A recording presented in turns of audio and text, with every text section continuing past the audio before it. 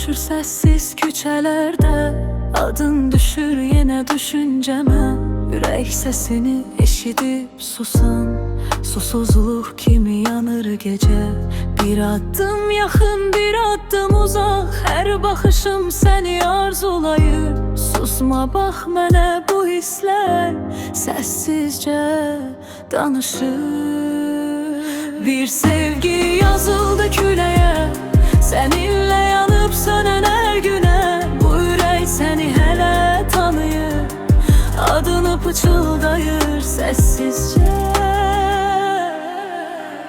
Kalbimde iz, sensiz yollar, hatireler seni getirir. Gecem gündüze karışır, sensizlik mənə toxunur.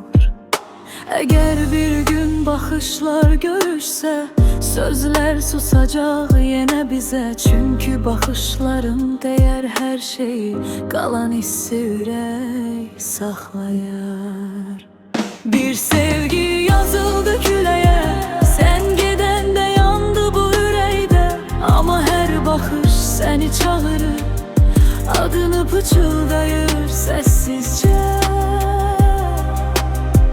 Bir sevgi yazıldı küləyə, seninle yanıp sönen her güne. Bu ürək seni hele tanıyır, adını pıçıldayır sessizce.